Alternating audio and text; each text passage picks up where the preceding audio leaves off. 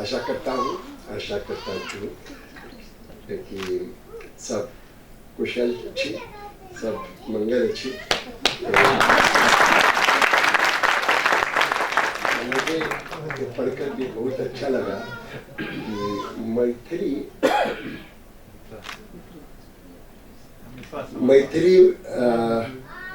हमर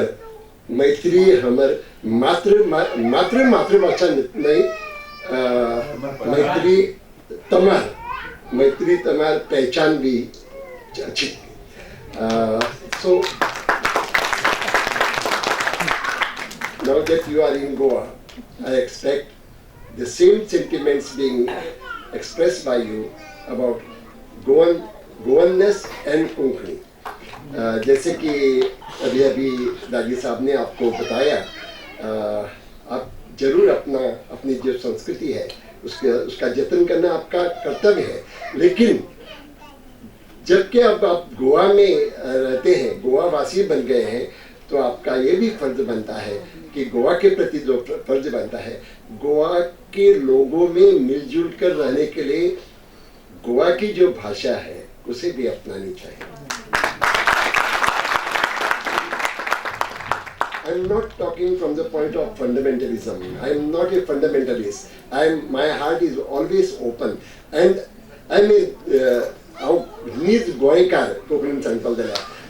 because every Goan has an open heart, and with open heart they embrace all the cultures, all the languages across the state, and that is why you find people of Goa speaking in different tongues.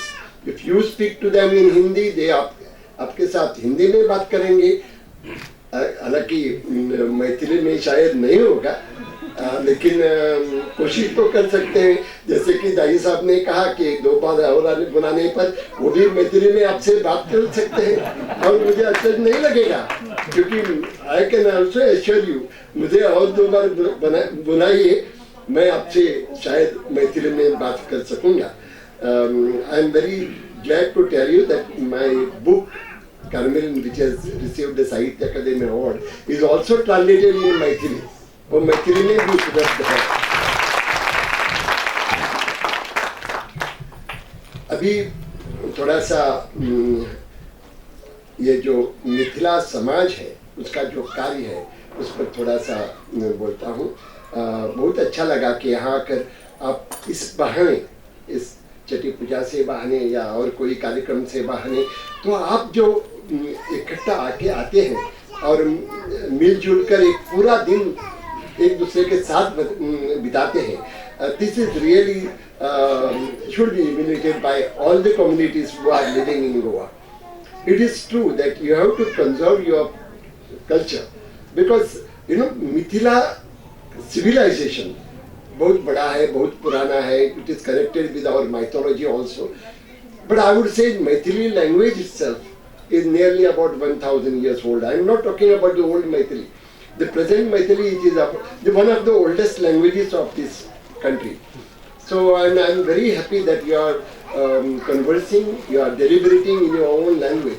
That shows the pride for your language, for your culture, because any language is a major component of any culture. Goa का जो अगर कोई culture है, गोवा का culture, तो कोंकणी भाषा की वजह से लोग समझ नहीं पा रहे. लेकिन जैसे कि मैंने आपको बताया, मिथिला लैंग्वेज, मैथिली भाषा जो है वो मैथिली कल्चर का बहुत भारी भरकम हिस्सा है. तो आप उसको जतन कर रहे हैं, बहुत खुशी हो रही है मुझे. मैं तो अंग्रेजी में बात करने के लिए आया, मुझे कैसे मालूम नहीं, मैं अचानक हिंदी में बोलने लगा. इस करीब दोस्तों दादी साहब, क्योंकि क्या होता है, जब लोगों के सामने बात करता हूँ हिंदी में बोलने में थोड़ी सी हिचकिचाहट होती है, क्योंकि इतना कॉन्फिडेंस नहीं है मेरे पास. फिर भी कोशिश तो कर सकता हूँ. आप भी सुन रहे हैं तो जरा अच्छा लगा.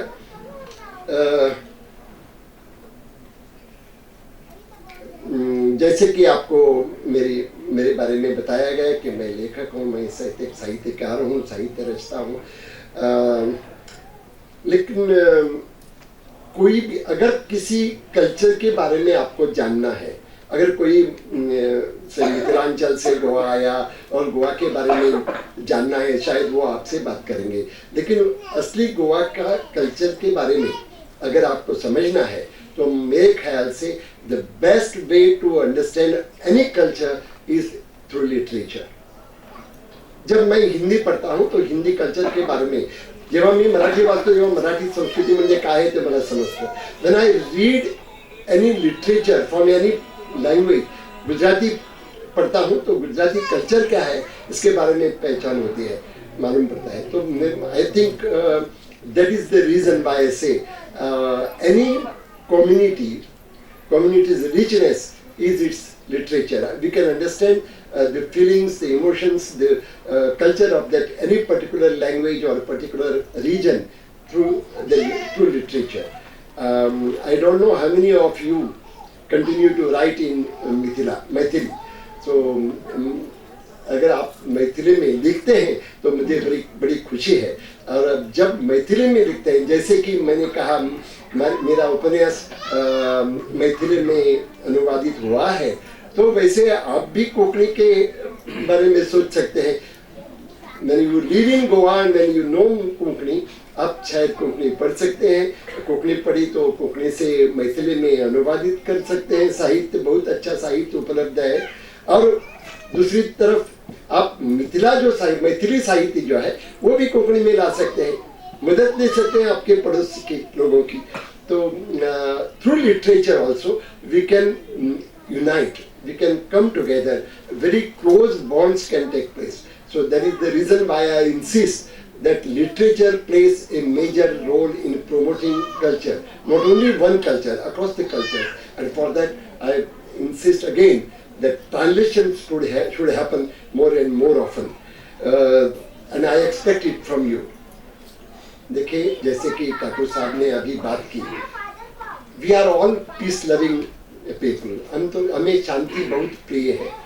और शांति, प्रेम, कंपैशन, करुणा, ये जो हमारे वर्च्यूज हैं उसको संभल कर रखना बहुत जरूरी है. अपने से हर लोग, हर आदमी, हर व्यक्ति शायद अपनी पत्नी से, अपने बच्चों से, अपने मित्रों से, अपने भाई बहनों से, अपने माता पिता से प्यार करते हैं, लेकिन कभी आपने अपने पड़ोस के लोगों से प्यार किया है? उसके आगे चलकर अपने गांव के इतर लोगों को समझने की कोशिश की है? इसके लिए हमें कंपैशन बनाने की जरूरत है. ये करुणा, ये साहित्य के माध्यम से हम आगे उसको बढ़ावा दे सकते हैं. लेकिन कोशिश करिए, when we believe in peace and love and compassion, you can achieve anything in the world. और शांति के लिए जो कंपैशन है और जो प्यार है, प्यार और करुणा, इन दोनों भावनाओं से हम शांति मजबूत कर सकते हैं. जैसे कि आपको बताया गया है, we are celebrating 75th year of India's independence. Amrit Mahotsav मनाया जा रहा है पूरे देश में. और अभी तो गोवा के मुक्ति के संदर्भ में भी आप जानते होंगे 60 years वी हैव कंप्लीटेड. तो एक अच्छा माहौल बनाया गया है.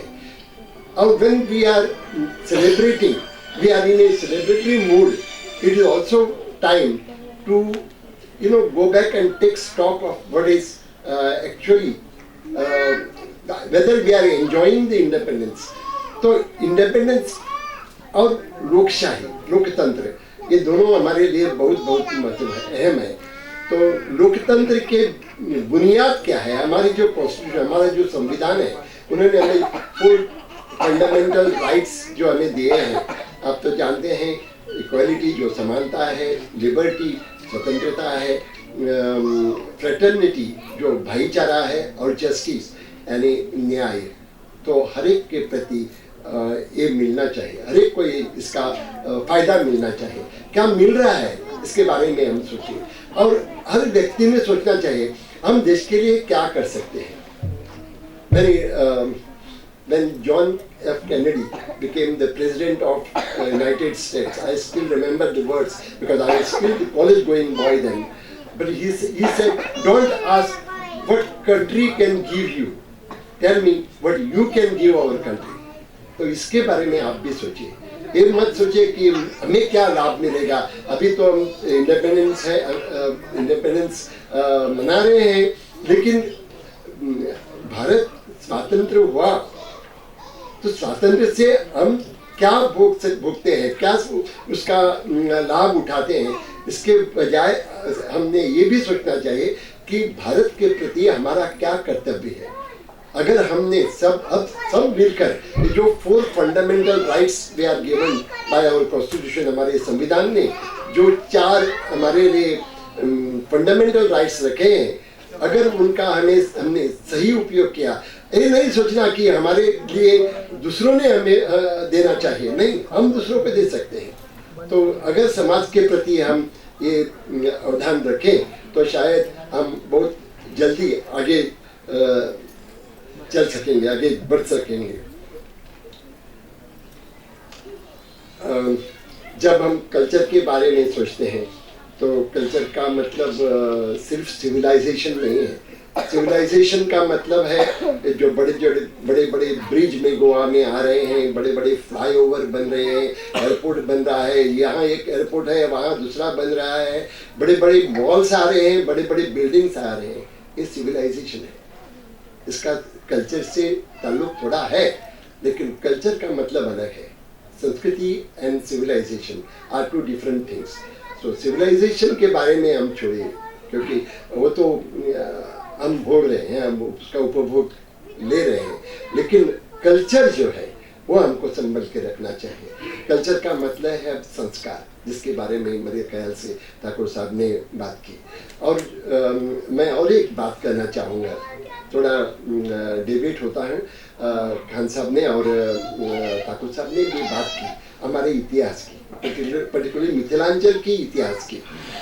इतिहास है, उसके बारे में आपको जानकारी होनी चाहिए, पर आपका ये भी दायित्व होता है कि इतिहास के बारे में आप जान ले और इतिहास बनाने में, इतिहास रचाने में आगे बढ़िए, क्योंकि हमें आगे की तरफ सोचना चाहिए। हम पीछे की तरफ जरूर देखें, लेकिन पीछे की सिर्फ पिछले जो द गॉन क्या बोल पीछे जो हमने छोड़ दिया है, जो वैभव हम पहले उपभोगते थे, तो उसको छोड़कर, उसको भूलकर यानी पूरा भूलना नहीं, लेकिन उसी को ध्यान में न रखना।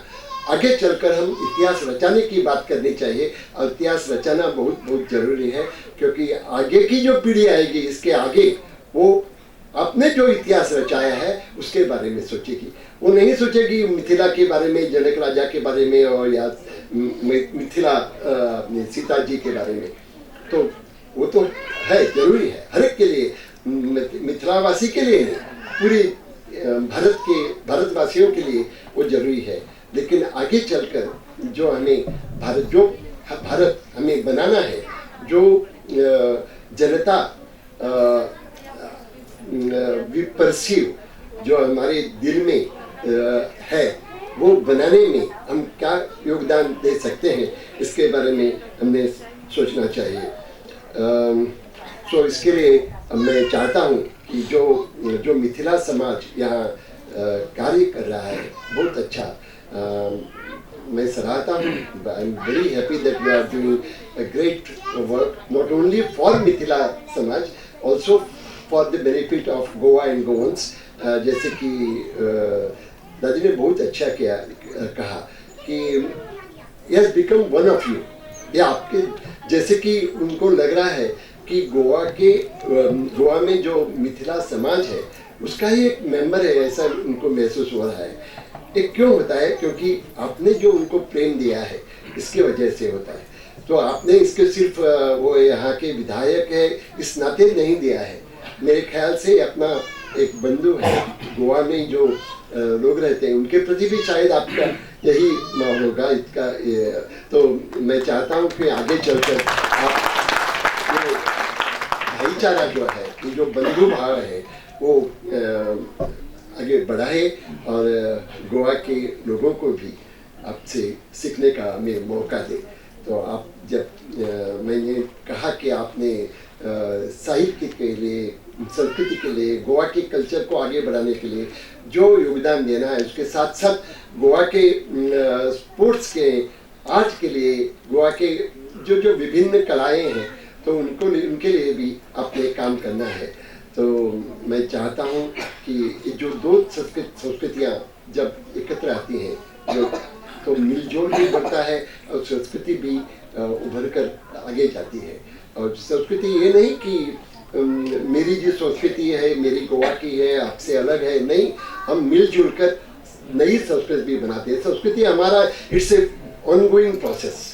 तो वी कैन नॉट से दिस इज माई संस्कृति, बिकॉज संस्कृति जो कल परसों थी वो आज नहीं है और परसों नहीं रहेगी, या आगे जाएगी। कल्चरली नहीं रहेगा ऐसा नहीं, आगे चलकर आगे जाएगी। तो इसमें हम जो कुछ हैं, हमारी तरफ से जितना योगदान देना चाहते हैं, whatever contribution we can give to promoting culture, art, literature and any other fields। आप जानते हैं गोवा म्यूजिक, गोवा के लोगों को कितना पसंद है, तो आपको भी पसंद है। मैंने देखा बहुत अच्छा यहाँ बजाया, संगीत बजाया गया और बहुत अच्छा गाना गया। तो ये जो कला है, तो शायद अगली बार जब आप ऐसा प्रोग्राम प्रस्तुत करेंगे तो एक हद गोवा का कुछ संगीत भी आप पेश करेंगे। तो एक तरफा नहीं होना चाहिए। जब हम कोंकणी के लिए कुछ बनाते हैं, कुछ साहित्य सम्मेलन होता है, वहाँ भी आपका भी एक आध गीत हमने लोगों को दिखाना चाहिए, उसका दर्शन भी लोगों को होना चाहिए। तो अच्छा लगा कि आप बहुत अच्छा काम कर रहे हैं। This is my second time I am attending this gathering, and last time I remember it was a big gathering, probably it was hosted by about 500 or more than that Mithila समाज के लोग थे। लेकिन आज शायद, आज जैसे कि आपने बताया कि हॉल छोटा है इसलिए लोग भी कम हैं, लेकिन फिर भी लोगों के दिल में जो भाव है वो छोटा बड़ा नहीं होता। हॉल शायद बड़ा छोटा है, लेकिन आपका जो लगाव है आपके संस्कृति के प्रति, आपके भाषा के प्रति, आपके समाज के प्रति, ये देखकर मुझे भी बहुत अच्छा लगता है। और I am really impressed. And the last thing I would say, I C the way you are celebrating this day, I can see जिस तरह आपकी मन में खुशी उभर कर आ रही है, and I can see how happy you are। तो जो जबकि शायद मेरे मुझसे बुजुर्ग यहाँ हैं, फिर भी मैं एक आशीर्वचन के तौर पर इतना ही कहूँगा कि the happiness quotient of Maithili people, Samaj, Mithila Samaj will rise and rise, and not only to match that of Goa, you will go beyond it, and you will show that how happy you can be, and you can make others also happy।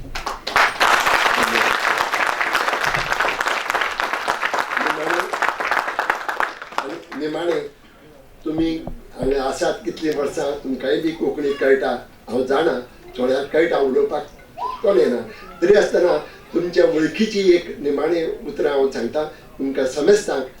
देव बरें करूं।